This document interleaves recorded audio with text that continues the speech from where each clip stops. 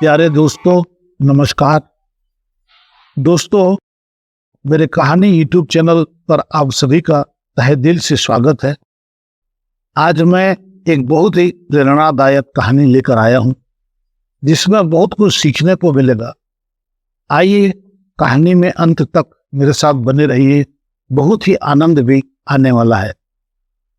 एक बहुत ही घने जंगल में जामुन और महुआ के पेड़ पास पास थे। एक बार मधुमक्खियों का एक झुंड उस जंगल में रहने आया।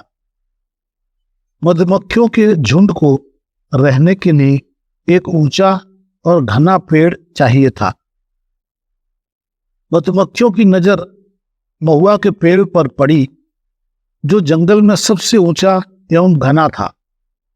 मधुमक्खियों ने महुआ के पेड़ से कहा, क्या हम आपकी एक शाखा पर अपने निवास के लिए घर बना सकते हैं? महुआ बहुत ही अहंकारी और खुदगर्ज था। उसने मधुमक्खियों को छत्ता बनाने से मना कर दिया और कहा, हटो यहां से, जाकर कहीं और अपना घर बनाओ, मुझे परेशान मत करो।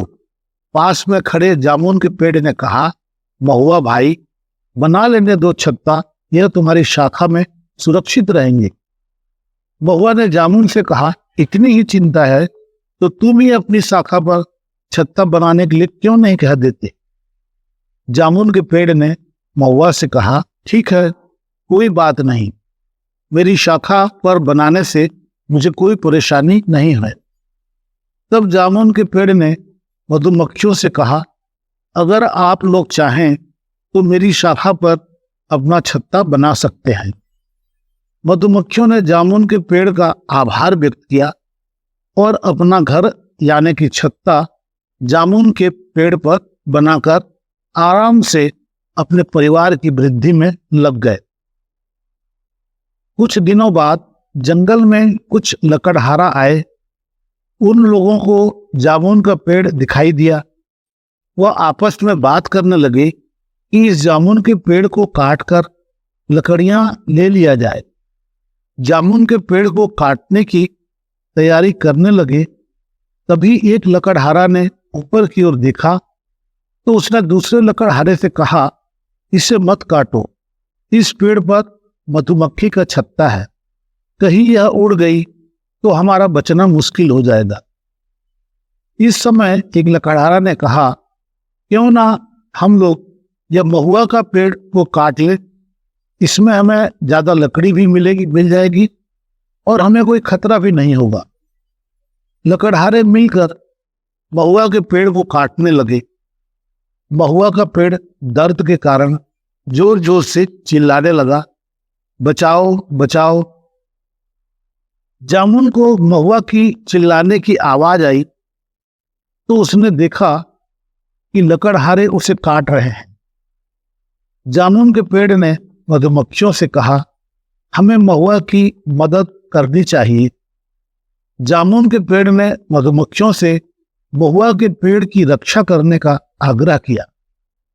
मधुमक्खियों ने लकड़हारों पर हमला कर दिया और वे लोग अपनी जान बचाकर जंगल से भाग गए। महुए के पेड़ ने मधुमक्खियों से क्षमा मांगकर धन्यवाद कहा।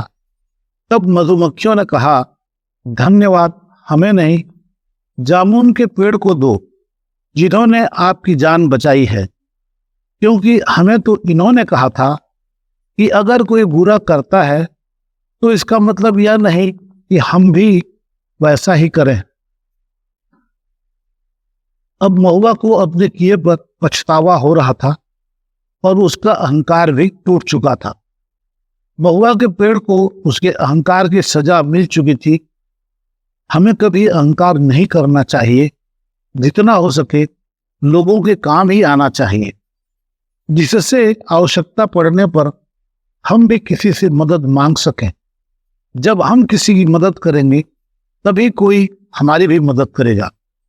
दोस्तों, कहानी से हमें क्या सीखने को मिला, अपने मन की उद्गार कमेंट बॉक्स के माध्यम से हमें सूचित करें। कहानी अच्छी लगी तो